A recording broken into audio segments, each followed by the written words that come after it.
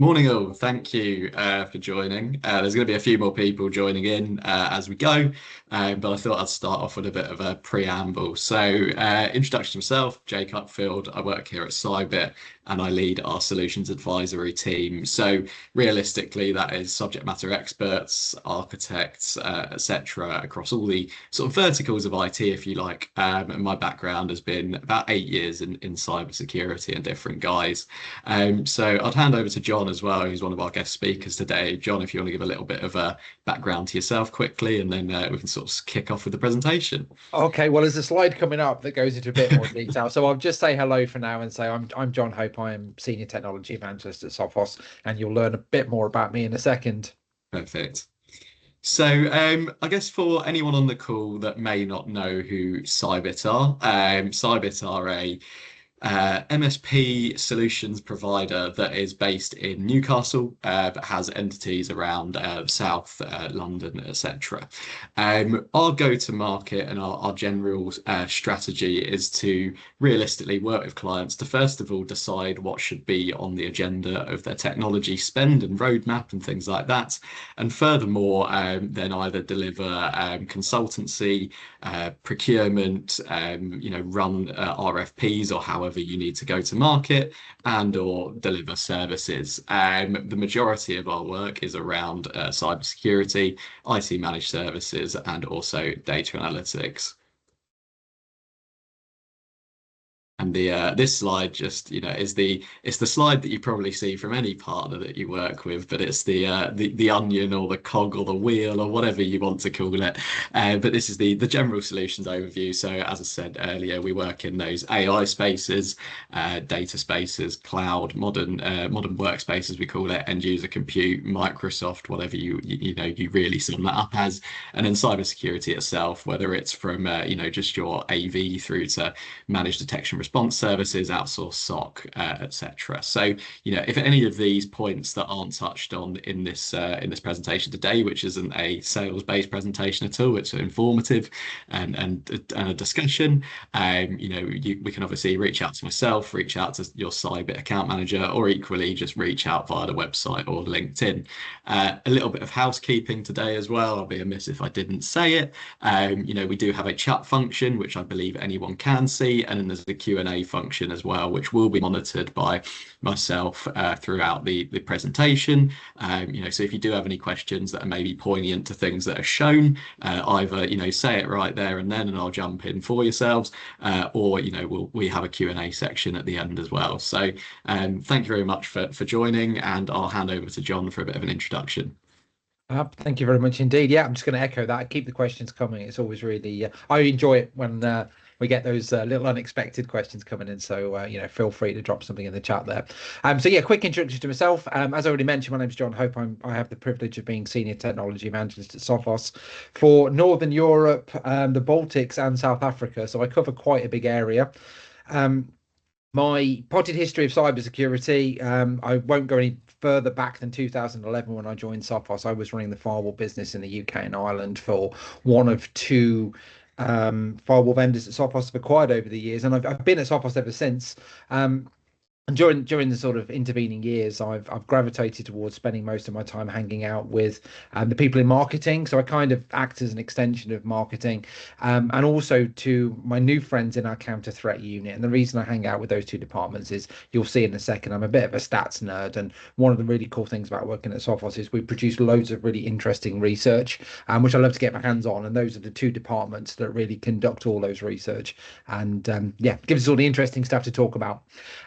So outside of working at Sophos, I'm a bit of a sucker for punishment because I do more work. I co-own a pet care business, which once upon a time propelled me onto the dizzy heights of ITVs this morning.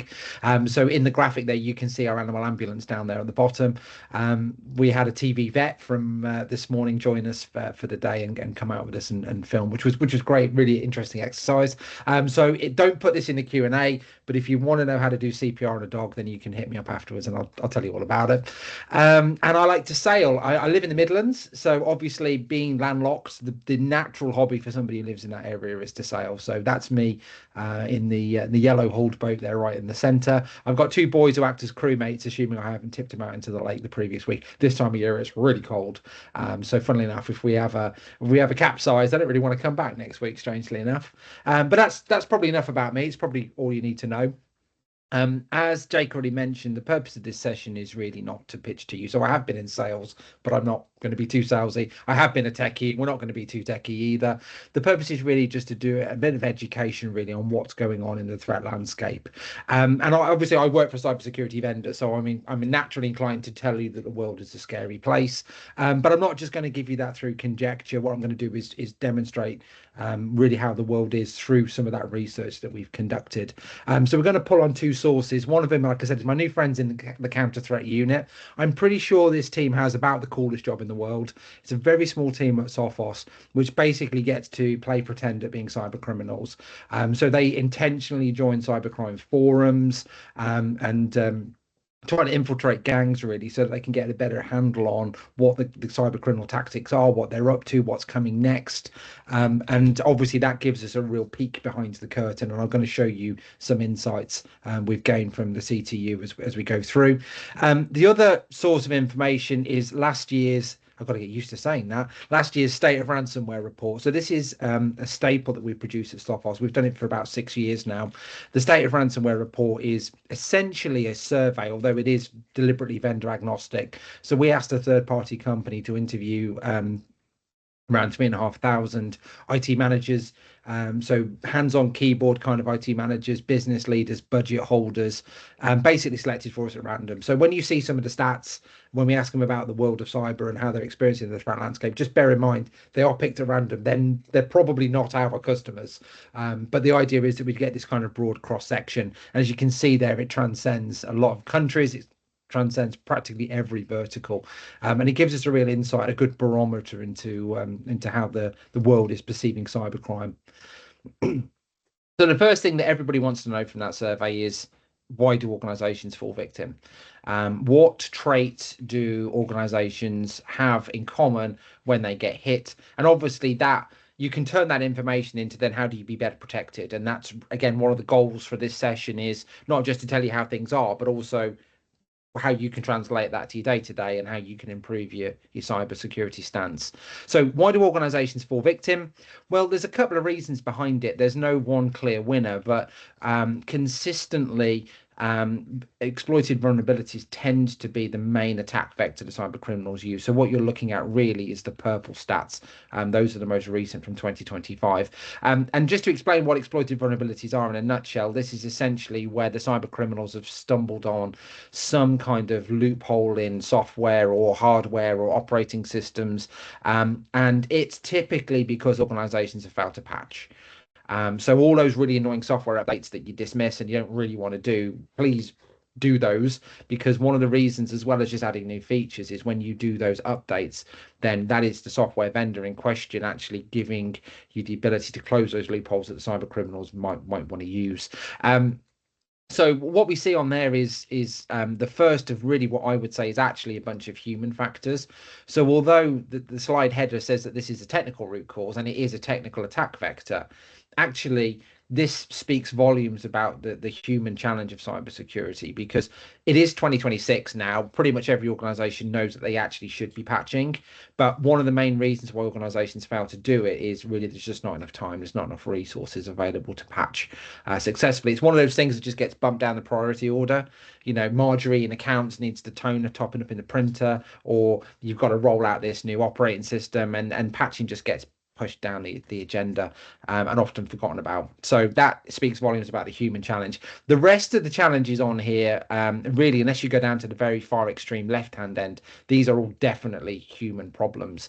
So what we've observed over the last few years in particular is as cybersecurity vendors like Sophos and our compatriots in the sector get better at protecting from a technology stance, then the cyber criminals are actually shifting tactics, and what they're doing is going after humans instead.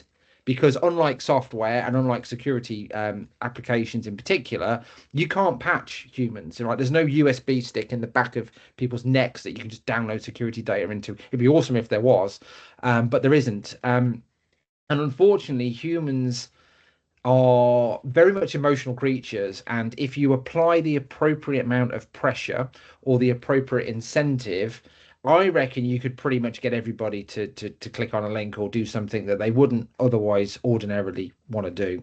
And it is just a case of creating the right scenario. And that's where we see a lot of compromised credentials happening. So cyber criminals duping victims out of their login details. It's an awful lot easier for a cyber criminal to log in than it is to try to break in. And this is often linked to things like phishing and malicious emails, all kind of come into the same bracket, really. And I'm going to mention AI. I've done really well that I've done like a whole solid 5 minutes without talking about AI. But this is one of the places where the cyber criminals are using AI very effectively. It used to be the case that if you saw an email and it was badly spelled, badly formatted, it looked a bit janky, that was a good indication that it was actually junk and malicious. But now, because AI is so easy, it gets over the first problem, which, let's be candid, most cyber criminals are not native English speakers. So it closes that language barrier really effectively. But more so, what it also does is allow cyber criminals to replicate things like brand imagery, brand tone of voice, and make these scams really, really effective. So we also need to stop looking at users who click on it and inverted commas fall for it as being stupid, because like I said, I would challenge anybody on this call that if we got the right email together, that people would probably think it was legitimate. And sometimes when I do these sessions, we actually kind of get like spot the fish, and it can be really difficult now. So it is something that we need to invest time and effort into training users, but we can't expect them to get it right 100% of the time because it is so convincing these days. Right, so that's John, the I just want to technology. jump in there. Please. We've had some questions. All We've had over. some questions based on that first slide and second slide. Yep. So there's a question: the compromised credential reduction. Do you think that's down to increased use of MFA within companies, or is there anything else at play there? Uh, yeah, probably is the shorthand answer. MFA was originally touted, like most things in cyber, as being the silver bullet that would solve all problems, but then pretty quickly the cybercriminals worked out how to do things like token theft and that sort of thing. So we have seen a bit of a reduction in compromised credentials from that perspective.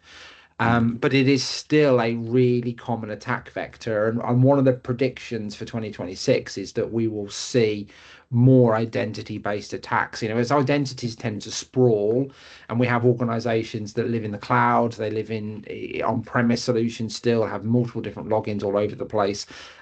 We fully expect to see more identity-based attacks, which is actually one of the reasons why we recently launched an ITDR product to help organizations kind of get their house in order for identity, because it is going to be probably the prime attack vector, or certainly amongst the prime attack vectors. Yep. There was a question: do those phishing stats also include an increase in phishing as well, in the sense of voice phishing, if you like? Oh, okay. Wow. I mean, we can go down a whole rabbit warren here, can't we, if we really wanted to? But this is something which at the moment I'm going to pop it into the AI scary bracket. Mm. But I don't think it's going to stay in the AI scary bracket for so long. Yeah. So what we're alluding to here, for the rest of the audience's benefit, is where the cyber criminals might try to impersonate somebody using either their voice or video. At the moment, I would say replicating somebody's voice is actually relatively easy with a small snippet of audio track. Replicating somebody on video is actually quite a lot more challenging right now if you know them. Everybody has their own kind of intrinsic mannerisms, right? And if you could probably do an AI video of a celebrity, and because we don't really observe their behaviors that closely, you'd probably get away with it. But if you try to do that, and actually, sorry, just circling back to that, one of the great examples is, what's that guy, Martin Lewis, money saving expert? The number of times that he's been AI cloned to sell this crypto scam or whatever it might be, it's just unbelievable. But we don't know him personally, so you kind of you more like to swallow that. But if you actually know the individual quite well, then at the moment capturing those mannerisms is hard. But honestly, the pace of AI development is such that I don't think it's going to be too long before we get to that point. So one of the things that we recommend for organizations is, if you're getting, well, what we used to say is, if you get a request to transfer $1 million to this random bank account, then pick up the phone and talk to your CFO and just make sure that it's actually legit. But now that's a bit more challenging because you could end up calling not the CFO and some AI chatbot that tells you the things that they want to say.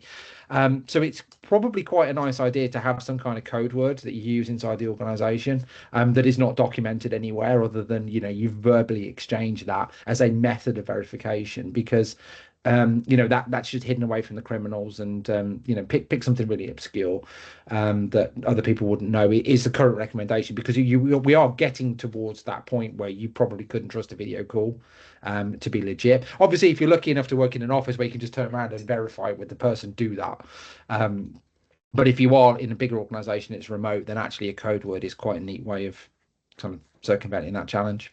But yeah, good questions, and again, keep them coming.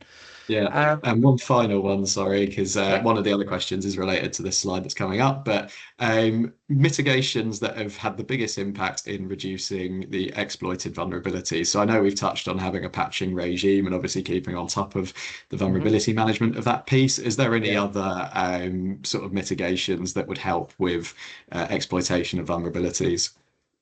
Yeah, there's a couple. So we actually, as a service, we offer what's called managed risk. And managed risk is almost kind of accepting there's not enough hours in the day to patch everything. So managed risk is actually an advisory service where we guide people onto what is the most appropriate thing to be doing first. And like, in other words, if you've got a laundry list of patches, which is what a lot of software will produce for you. Where do you start with that? What's actually the most impactful? What's the most relevant to the organization? So that's one way you can maximize your bang for buck on patching. The other one is that look for software. So one of the nice things with Sophos Endpoint is that it actually has this kind of system of spotting likely vulnerability exploits and kind of blocking them automatically. Believe it or not, even though there are so many different forms of malware and attacks and all that sort of thing, there are actually only about 30 underlying methods that a cyber criminal can use to effect what we call execute arbitrary code on a target device. In other words, if you want to ram raid some code onto a victim machine, there's actually only in the mid 30s number of different methods of doing it. And Intercept X, or Sophos Endpoint, is there to actually, amongst other things, detect those and block them. So as long as the cyber criminals are using a known exploit route, then you're already automatically protected against it. So look for software and solutions that kind of do that. Other vendors might call it things like virtual patching, which I'm a bit skeptical about the terminology, but you kind of get the concept that it's closing those loopholes for you at a technology layer. So again, yeah, good question. But the best solution really is a regime of just getting it done, but that's much easier said than done. Yeah, and it comes back to we look at organizational challenges, then resource challenges is their square in the center. The astute amongst you will realize that those numbers add up to more than 100%, and that's because organizations tell us there are a number of factors associated with why they become a victim. I'll draw on the left-hand side protection challenges. Lack of protection is often misconfiguration. So again, most companies know that they should be protecting, but maybe they just set it up badly. Or maybe they just have oversight on a couple of devices, which links me quite nicely into one of the common attack vectors now is what's called remote ransomware. And this is where the cyber criminals will find a device that's unmanaged and unprotected and use it as a bridgehead to then launch attacks against the rest of the estate. This is a real problem for virtually every endpoint vendor because it is an attack vector which is not typically covered. Last time I looked, there were 4 vendors that actually offered decent remote ransomware protection. You'll be glad to know Sophos is amongst them. But that again is something to ask your cybersecurity solution provider is what are you doing about remote ransomware? Because that is very commonly exploited because most security solutions have no defense against it. And then you've got security gaps, either known gaps or oversights. So sometimes organizations say we don't have enough budget to buy X, Y, Z, so we're just going to kind of suck it up, and our appetite for risk allows us to do that. But often it's not an acknowledged oversight. It's just that people didn't realize, oh, I never thought about that. I forgot about the IoT switch that's in the background. Turning my lights on and off is also an attack vector. Those kind of things that people forget about. So again, this is where sometimes you get caught up in your own world. It's quite nice to get in touch with something like Cybit to actually conduct a security audit, because then you get an external view of what your attack surface looks like. Because so I say get caught up in your own world and you think, yeah, I've got this, and then actually you find out that you've maybe forgotten a few things. It's always good to get a second set of eyes looking at things.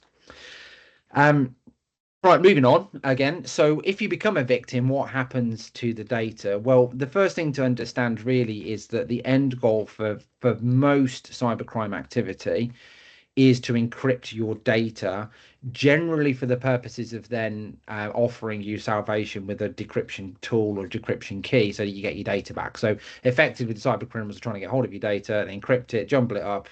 You can't use it, you have to pay in order to get that data back. That's not exclusively how it works. There is an outlying type of attack, which is the one which is in blue there, where data is not encrypted at all, but the organization is still held to ransom. That is typically where cybercriminals steal your data and just threaten to publish it.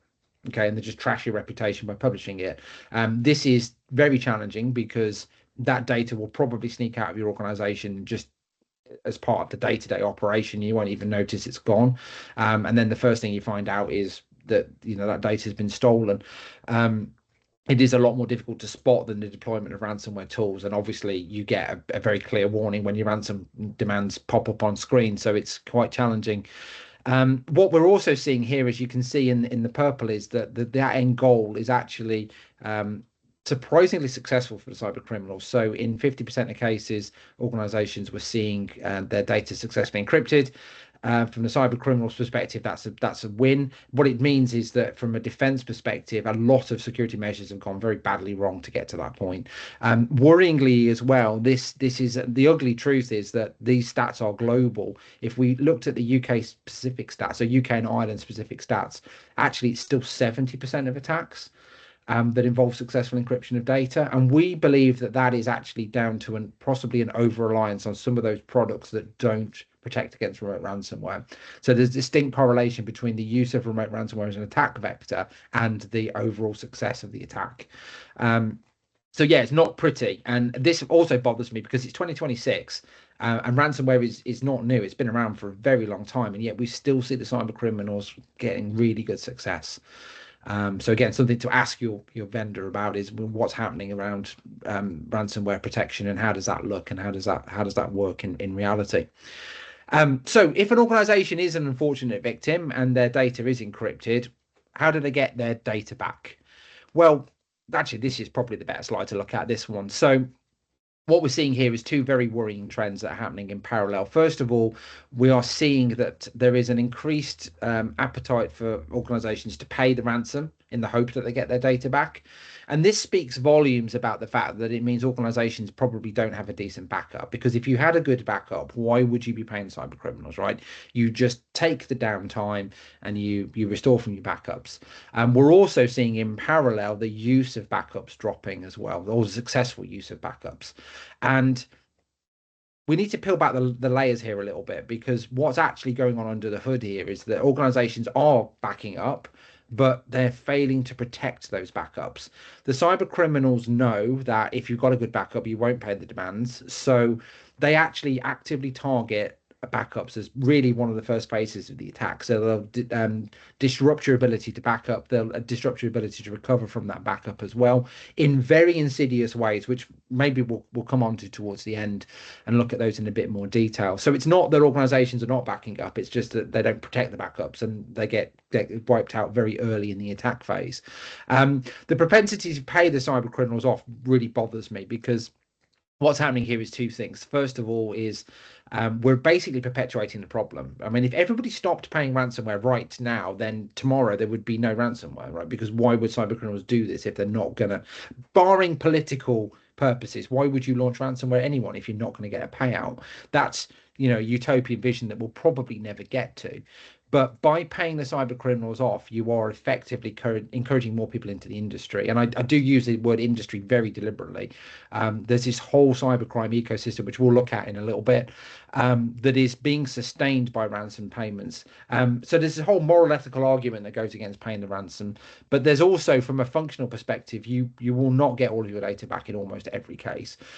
Most criminal organizations do want to give you data back, but they will typically invest a lot more effort in encrypting your data than they will on giving you decent recovery tools. You will on average get about 50% of your data back. So, if you're making those kind of ROI decisions on, do I do I dance for the devil and pay the cyber criminals? Just bear in mind, you probably won't get more than half of your data back, and it won't be in a format that you left it in. It'll be a mess. It is not a silver bullet that just gets you back and running really quickly.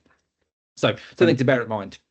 I was just going to answer one of the questions in the chat, John. So the stats around so the question is how many instances of stolen data was there last year, and obviously are there any industries that are particularly I guess falling behind on this? The stats vary.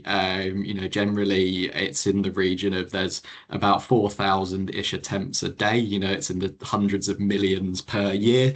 Now on it being successful, those stats obviously are hard to come by, right? We only really know about what gets reported publicly and or what providers such as Sophos see in the background, which again, they're not really there to comment on as such. But I mean, really, the industries that get battered by it, I mean, I would say sort of everyone, but realistically it's the people that are going to pay out are those ones generally that have the IP. So anyone with R&D, I'm talking cosmetics companies, tech companies, things like that. A massive one being legal and finance as well. Say law firms, for example, pretty much use everything in a single document management system, all those types of things, right? And these are the companies that should have or will have ransomware specifically on the board agenda rather than just cybersecurity as a whole. And then equally into things such as, manufacturing again is a massive one, because if you can get to those CAD drawings or any of those machines that run the actual, the MES systems that run the actual production line, then again, you could be doing millions, tens of millions, hundreds of millions worth of damage over that outage. John, is there anything that you want to add to that as well? No, I think you hit on the head there. One of the things that we've observed over the years is that the cybercriminals are opportunists and they go where the opportunity lies. So we've seen commonly targeted industries like construction. Then it moved to edu because edu was typically underprotected, underfunded. But then we've seen cybercriminals then starting to focus on manufacturing. Again, a combination of downtime being expensive and typically less prepared, let's say. And more recently, we've seen a lot of retail, particularly over the Christmas period. We do see a lot of cybercriminals targeting retail because they know it's the optimum time to strike. So the shorthand answer is the cybercriminals will go where the opportunity is. So what is the net result? It's expensive to be hit by ransomware. So what you see here is the average recovery costs. What you see is that, well, two things. First of all, as an organization gets bigger and bigger, eventually the recovery costs start to plateau. What that also means in reality is if you're a smaller organization, you are going to get hit disproportionately hard. SMBs often get, unfortunately, put out of business off the back of an attack. What these stats include is the cost of downtime, staff overtime, replacement device costs, lost business opportunity, loss of brand reputation, which is quite hard to quantify, but brand reputation is included in there. It doesn't include actually any payment of ransomware, interestingly, and it doesn't include regulatory fines either. And as you probably are aware, regulatory fines are linked to a business turnover, so that kind of evens things up a little bit. But it is typically more expensive, pro rata, for a small organization to be hit by a ransomware attack. And the challenge there is, of course, the smaller organizations are typically the ones that are less well defended. So you get this kind of double hit, unfortunately. For the first time this year, last year, sorry, we've considered the human cost of ransomware, and this is an area that I'm really excited about because it is very easy to look at numbers when we talk about the cost of ransomware and the impact of ransomware. And like I said, those things are easy to quantify, but what's less so is actually the human related challenges. And I think it's really good that we're starting to ask that question. IT just seems to be one of those industries, incidentally, where we don't really talk about mental health very much, do we? We're kind of like, if the system goes down or the file server's not available or you get hit by ransomware, you just put the long hours in, you just suck it up and you have to just deal with it. And I think that's really something we should definitely be changing, because I've never met an IT manager who's dispassionate about protecting their organization, right? Everybody wants to do a good job. And there is naturally, if you look sort of 2/3 of the way down there, you see feelings of guilt. Most of the time, IT managers have not done anything particularly badly wrong. They were just really unfortunate, but they take it upon themselves to feel responsible. And obviously, you'd expect to see things like anxiety, stress, worried about the fact this might happen in the future.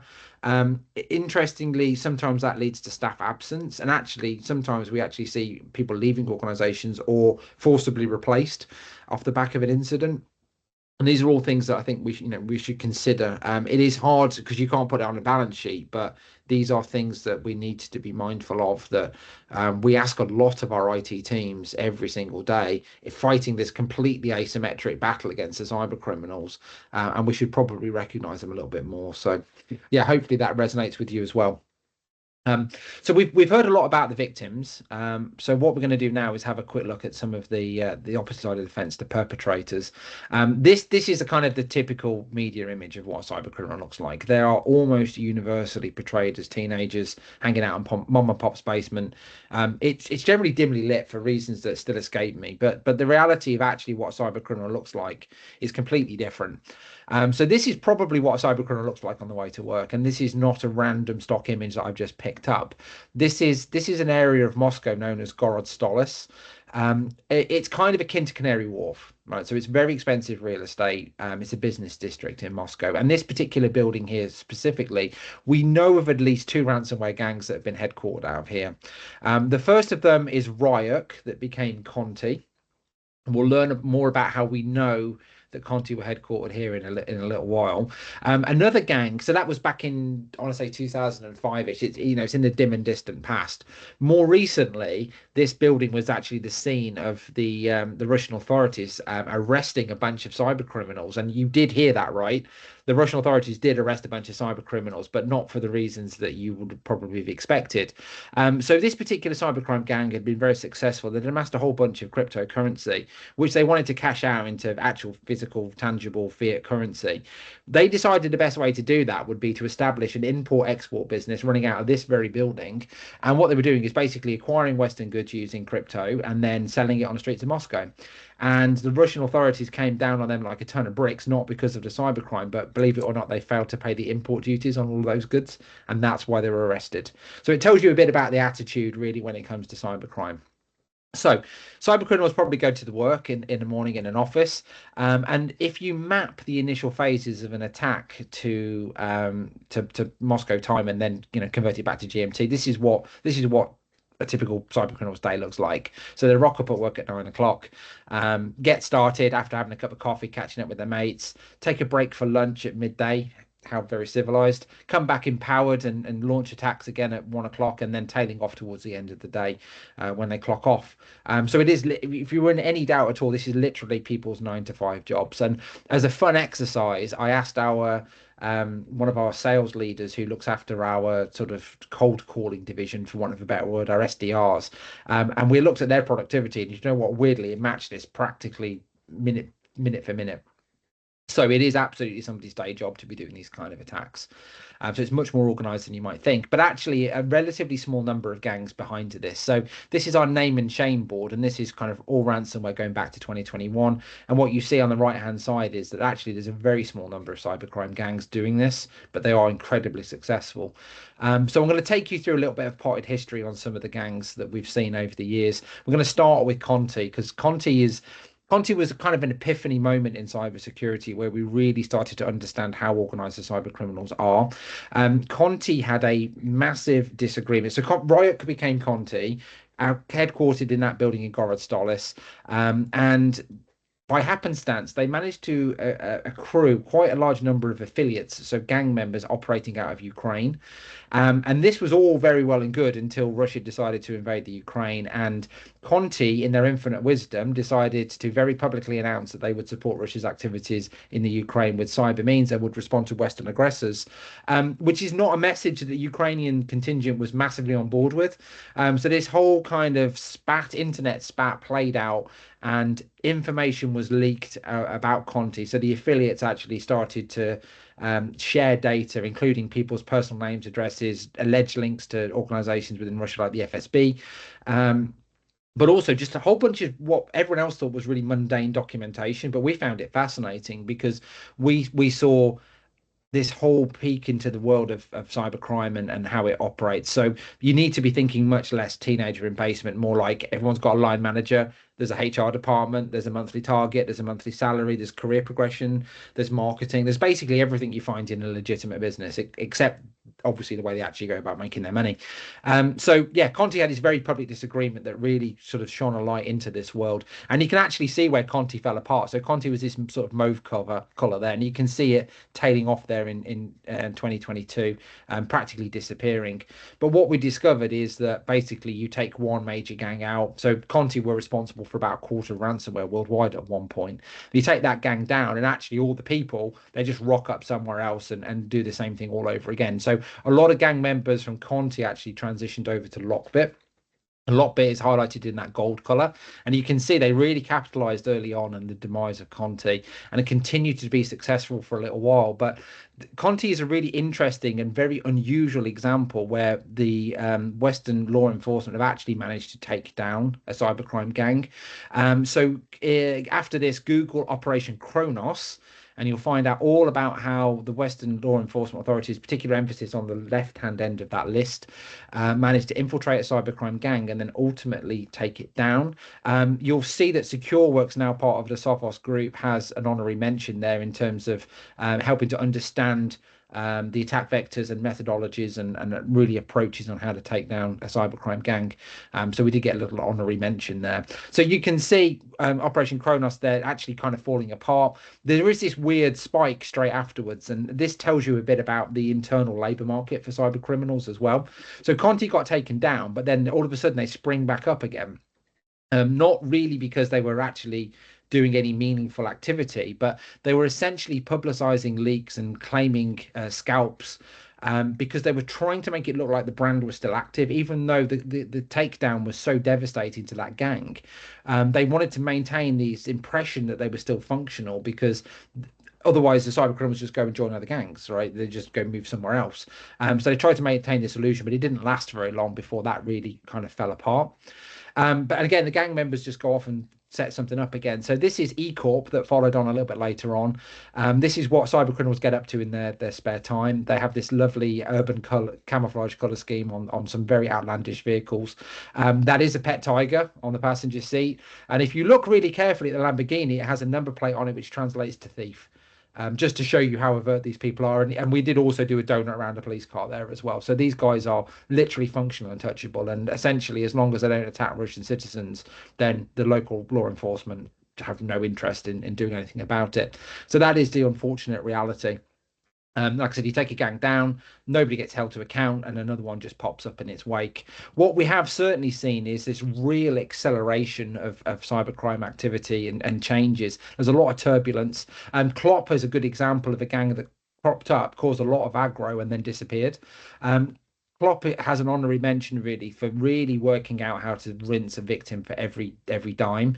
So they ushered in an era of quadruple extortion. This is where the cyber criminals launch ransomware and you have to pay to get your data back. They also exfiltrate your data and then threaten to publicize it. And that's another method of extortion. They will threaten to DDoS you and take you down from a functional perspective by disrupting your websites and your web activity. And then finally, they will work out who your customers are, and they will also ransom them as well. And one of the probably most cynical examples we've ever seen of cybercrime was a Swedish mental health institution.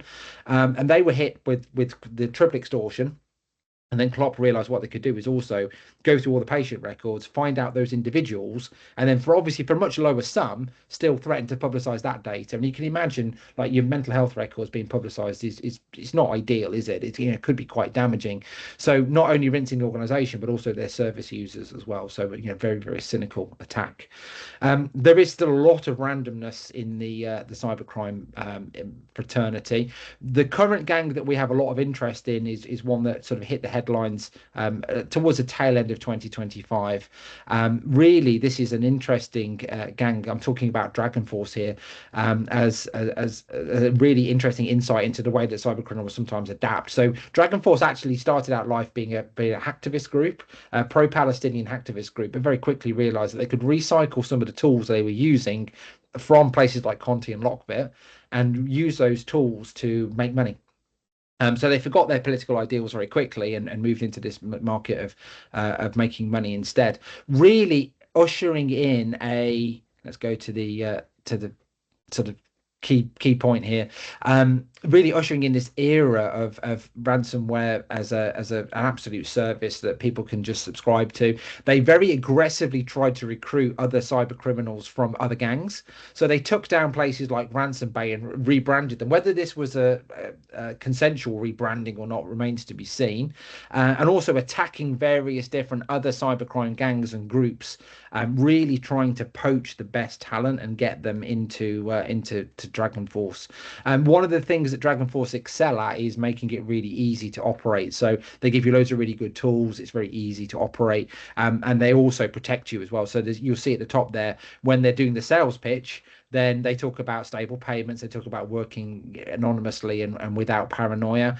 It is a little bit like ransomware by numbers as well. So you can create your own brand very easily. You can change all the color scheme. You can change the logos. You can change how the ransomware behaves. So you can set it up to do different things in different environments if you want to. You can build in sort of kill switches and all sorts of stuff into it. It's very, very configurable. There's a help desk available as well. There is premium support if you want to pay a little bit more.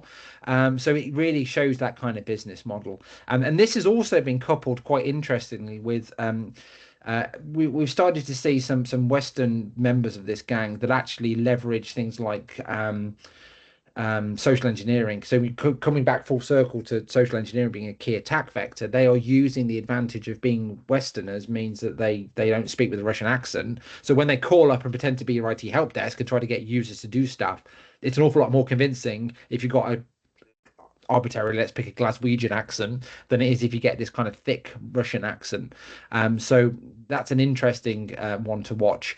We're also watching with interest as well. There seems to be this interesting extra value add, if you will, that some of the cyber criminals are offering. If you scroll down to point 6, this is what to do if you become a victim.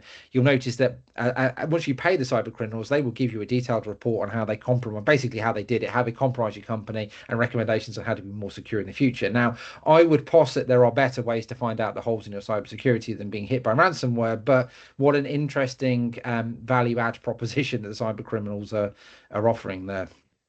And this has led to a lot of randomness, as I said, in the world. So you see there towards the right hand end, those are the last stats I pulled from the tail end of 2025, and you see this kind of smorgasbord of various different gangs with no clear leader. Makes it really difficult to spot what's going on, because attacks from particular gangs usually have particular signatures. You can kind of work out what the precursory signs are. But when you've got lots of different gangs operating, all doing their own thing, it becomes more and more challenging to work out what's actually going on. Now, I've talked a lot about the gang structure, and you might be at this point, you're probably thinking, well, why is, okay, I get it, the world's a scary place. Why is this actually important to me in my day-to-day life? It's really important that we do not underestimate the ability of the cyber criminals, not just from the financial perspective, but also the human resources perspective. There are absolutely no shortage of cyber criminals. And what it means in reality is that when you're getting hit by an attack, it is not just a data-driven software attack. It is actually a human hands-on keyboard attacking an organization. Net result is going out and buying tech on its own and expecting it to protect you in every case is actually unrealistic. And that's quite a hard thing for me to say, because Sophos obviously is a purveyor of cybersecurity solutions. And it's quite hard to say that isn't going to protect you in every single case. But the reality is, if you've got an intelligent enough human who's determined enough and have got the right tools at their disposal, you give them any system, they will break it eventually. It's just unfortunately, a matter of time. One of the ways that really that is best illustrated is when you start to look at how cyber criminals launch their attacks. In particular, focus on living off the land there. This is where the cyber criminals will use your own tools against you. They will use things like RDP.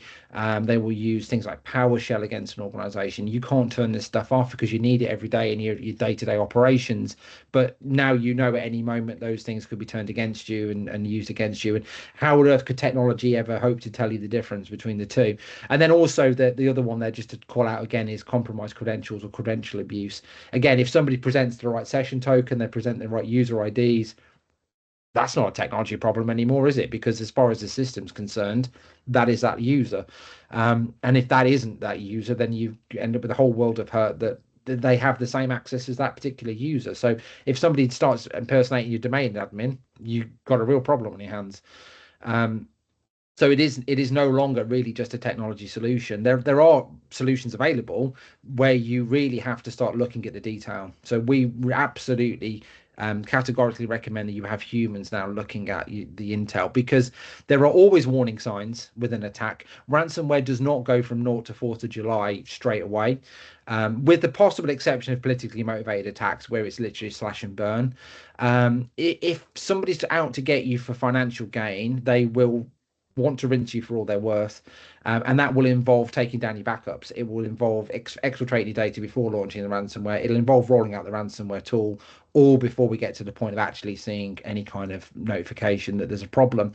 You have typically got a 5-day window now. I mean, we used to talk about dwell time in months, but now it's about 5 days from actually initial penetration through to the really bad stuff happening. And that means that there are signs there. There are signs that you could see you're about to become a victim. And if only organizations spotted it, they might be better defended. Problem is, it's easier said than done, right? If you think about your typical estate, how many desktops have you got? How many servers? How many switches, firewalls, routers? Everything in between. Every bit of software practically is generating a log, right? And somewhere in there might just be a telltale sign that tells you're about to become a victim. Things like privilege escalation, things like the exfiltration of data, they're all buried in the logs somewhere. It's just a couple of really simple examples. Problem is, organizations don't know where to look, and they don't have the time to look.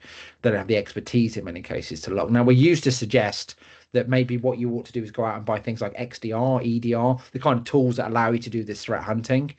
But the reality is, for a lot of organizations, that isn't really going to solve the problem, because buying the tools themselves doesn't instantly make you a threat hunter.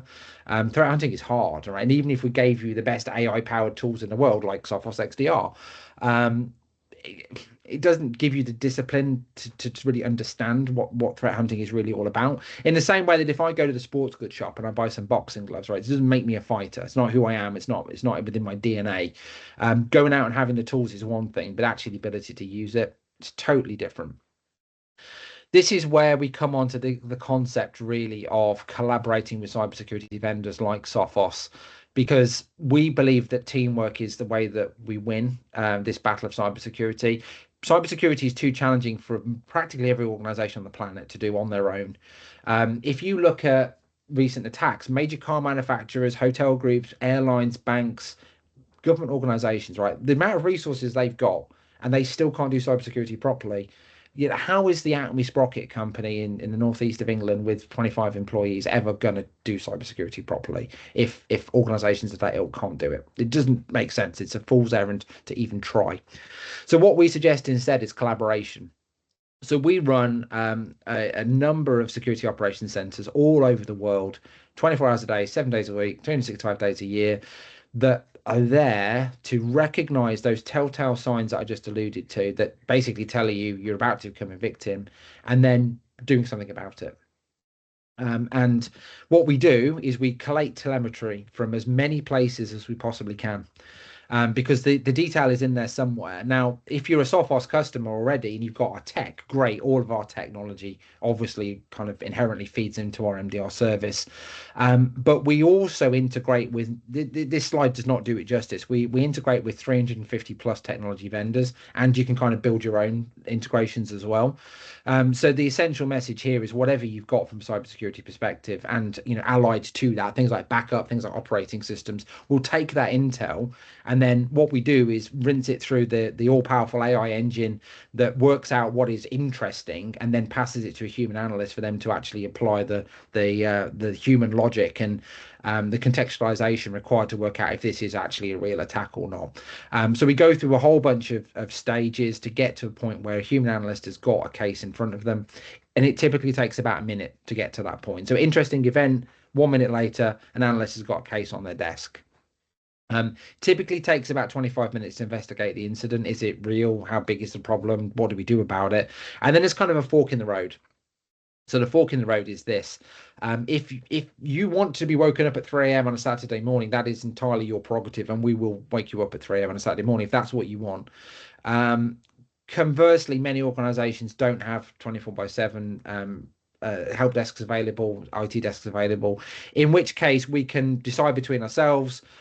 Maybe during hours we'll give you a call. Out of hours, then we'll kind of fix the problem for you and let you know what we've done and why we've done it. Or we can involve our channel partners like Cybit, or we can have 3 phone ringing, and if none of them answer, then we roll up our sleeves and get involved, because obviously time is always of the essence. There's essentially, this meets you where you are from a readiness perspective. If we do fix the problem for you, it typically takes about 12 minutes to kill malicious accounts, shut down malicious processes, tidy up, and then give you an email that tells you what we've done and why we've done it. Which is the mean time to respond to 38 minutes, which I kind of guess is probably an arbitrary number for most people, because trying to get MDR vendors to tell you how long it takes to respond to an incident is very difficult. I couldn't really find anybody that published this stuff. The best analysis that I could find as a compare is across the center there. That's the results of a Gartner survey looking at the ability for an internal security team to respond to an incident. Now, caveat that with, if you've got a security team, you're probably a bank, an airline, a major hotel group, something of that ilk. You'll notice the median time to respond in those cases internally is 16 hours. Now, I probably don't need to tell you that 16 hours in the world of cyber is an absolute eternity, right? Nothing good is going to happen in that time.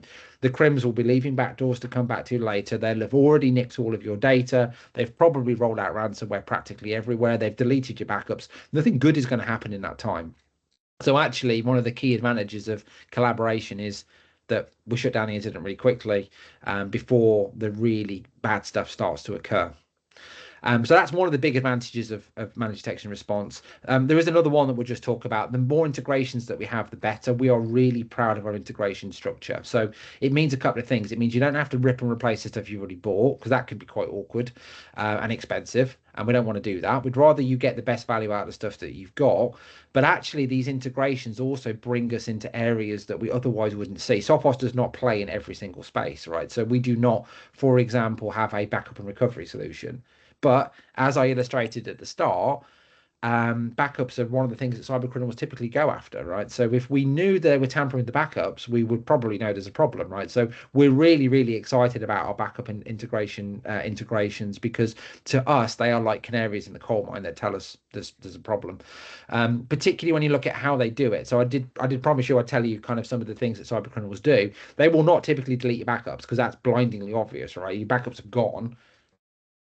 Yeah, I know there's a problem. What they'll do instead is they'll impersonate your admin. They'll change the passwords, right? So you try to log in and recover from your backup, and you can't log into it. The backup's there. You get a backup every day, or an email rather, every day saying backup complete, backup complete. You got to recover from it. You can't touch it. The other thing that the crims love to do as well is change the scope of the backups. So we've seen a particular gang that would change the scope of the backup, recover a bunch of pictures of kittens, and then that's it. That's all you get. So again, you get an email every day, backup complete, backup complete. You expected to see gigabytes of CRM data, and what you find is a bunch of kittens, right? It's useless. So it's not as obvious as you might think. Now, the other integration, just very quickly, that you'll see is practically omnipresent is Microsoft. We do see attacks that live purely in the Microsoft domain. So yes, we have some customers who use Windows Defender, fine, but it's more attacks like business email compromise related. So a lot of people use Office 365 for their email. Now, we did see a particular attack where the cyber criminals told everybody that needed to register their car for a car parking permit because they were going to implement a parking control system. And seems legit. Obviously, it had the right company logo on it. It was very well formatted. Users log into a Microsoft form. What's happening in the background is those creds are being scraped. Cybercriminals got a bunch of logins, right? And it doesn't take too long to work out who the admins are, who the interesting people are. And what they did is they created email redirect rules for everybody in accounts payable. Anything that said the word invoice or order was marked as read, forwarded to the cybercriminals, then deleted. The attack after that point was super simple. All you do is you change the bank details and every one of those invoices, and you send them back onto accounts payable, and then you sit back and you wait for your bank account to get populated. Now, how on earth would you spot that? You're going to spot it 28 days later when your suppliers call you up and they want their money back. You haven't paid your invoices, and you go, oh, hang on, I paid that. And then the whole thing unravels. You realize that you paid the wrong people all the time. We would actually have case creation rules that say if we have suspicious redirect rules and suspicious filters for emails, that is a case creation. So, for example, if somebody creates a rule of that nature, we will call up the admin and say, did you really mean to direct those emails to some shonky Gmail address? Because if you didn't, this is a really good indication that you've got a problem, right? So it's that kind of depth that we go into. And then last but not least, so I do want to leave a bit of time for questions, is you just got to understand the scale that we operate at, and how that brings advantages. We have 35,500 last time I looked customers worldwide using MDR. And I'm not saying that to be arrogant. My point here is that you name an industry, we're in it. You name a geography, we're in it. And it almost becomes like this herd protection, because every time we investigate an incident, the stuff that we've seen, we actually try to then block it at technology level. And one of the nice things about Sophos is we provide the service, but we also have the tech. So if we investigate a phishing attack in deepest, darkest Peru, about 45 minutes later, customers here in the UK are protected with the Sophos email product from the same attack. And it means that our analysts don't have to investigate the same incident over and over again. And it means that obviously protecting at technology level is more reliable, more sustainable. So it kind of has that scale that you're not going to get with a local MSP that only works in a certain geography. You don't get that kind of cross industry scale either. And we really industrialize this. Like I said, it's about 45 minutes from and finishing the actual investigation initially, and then feeding the attack vectors into the system so that it protects it again next time by itself, even if the telemetry came from somewhere else, incidentally, as well. So actually, sometimes those vendor logos you saw there, sometimes our competition, if you will, in the cybersecurity space, actually help us to make our product better, because the intel that they've discovered goes into our product. So that's a nice little value kind of add as well. So I've talked about heaps, but the key thing I want you to take away is that cybercrime is now evolving. Users are a key part of the attack, and you really need to train them. But you can't expect technology to protect you if they fail, and do fall for it. So absolutely, the more sophisticated attacks need humans to actually be investigating these attacks. If you can do it yourself, then by all means buy tools like XDR, like EDR, like SIEM. But if you can't realistically commit to having analysts 24 hours a day, 7 days a week, 365 days a year, it's probably time to consider outsourcing it. And with that said, I'm going to stop, take a breath, and see if there's any more questions. So I think one of the only questions which was outstanding, John, at this moment in time is the source of these stats. I'd imagine most of it is Sophos proprietary, right? And your researchers, or was there any other things that were quoted in that presentation? Not that I can remember off the top of my head. So the key one is the State of Ransomware report, which, if I go all the way back and pad for a second, then you can actually follow. You should never, never, ever, ever, ever scan a QR code. But if you do follow the QR code that's on here, then it will take you to State Ransomware Report, and that shows you all the stats and how more information about how we conducted the survey and that sort of thing.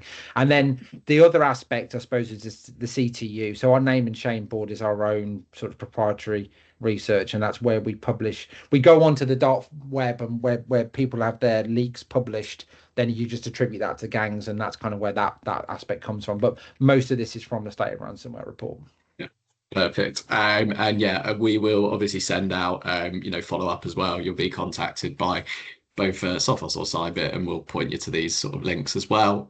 Final question, I guess it's been, there's been a lot of talk in this so far, and I appreciate some people haven't managed to make it today. I'm going to put a couple of lines in the chat, see if you can get a thumbs up, which is potentially another follow-up webinar where maybe we touch on some of the more of the practical controls and things like that in place, and or a roundtable if you want to do some more sort of Chatham House rules type conversation, right, where we take some day-to-days in your actual business and apply them to sort of best practice, and talk around what other people in your verticals and things are doing to sort of help protect themselves. So I'll put those two comments in the chat now, and thumbs up, and we'll go for whatever one gets the most votes, if you like. Both sound interesting. Yeah, Perfect. if you get the opportunity to network with peers, that's always a good opportunity, I would say. Not wish to influence the vote in any way, but some of those round tables are really interesting when you kind of share experiences, because we're all in it together ultimately.